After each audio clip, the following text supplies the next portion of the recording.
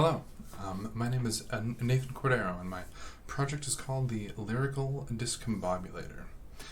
It's a simple search engine for artists, albums, tracks, and lyrics with a bit of a twist. If you select any lyrics, you can press this button to discombobulate them and get some new lyrics back. In the first course of Python Fundamentals, I began by building a web scraper. The scraper collects a list of the top 1,000 artists from a website and combines them with a few more artists in my collection, and then adds them into a database.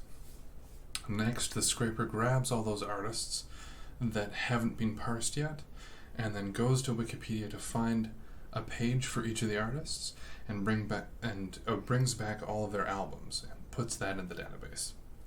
It then does the same thing for the albums to get the track lists, and then each track to get the lyrics. So after I built out the database, I needed to get a front end to be able to visualize all the data.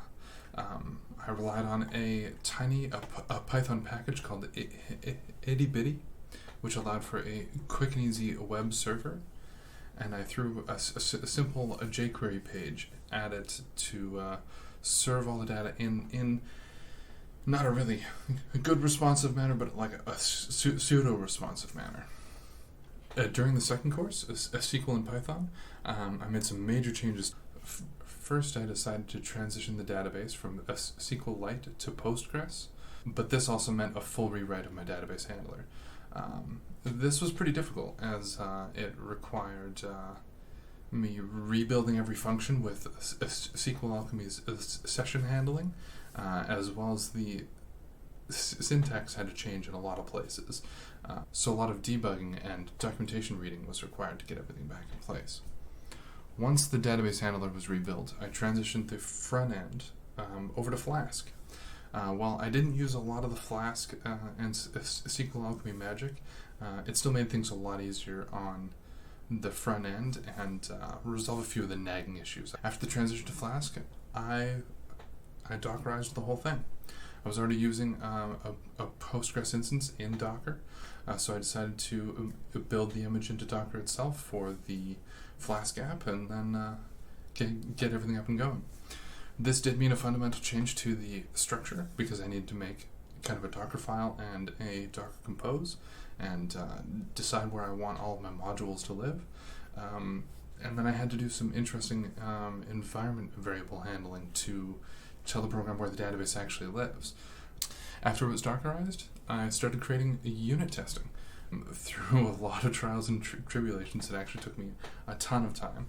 I picked up the mock library and started mocking out a bunch of the functions that would reach out on the web, so I can get more reliable testing for the future. Finally, during the third course, Modern Software Engineering with DevOps, I implemented my last feature. Using the natural language library, NLTK, as well as a small syllable counting module called Syllabi, I created a module that would step through each word and replace each word with another random word from a hand-filtered dictionary of the top 10,000 words from Google. This replacement would take into account the part of speech as well as the syllabic structure to find a suitable replacement that would still allow the song to, theoretically anyway, be sung afterwards. So when that was all done, I began work on the Administrator API. Within this API, you can directly manipulate the database, as well as run scoped and full scraper runs for new content being added. Lastly, I deployed it to Google Cloud. I migrated my database over to Cloud SQL.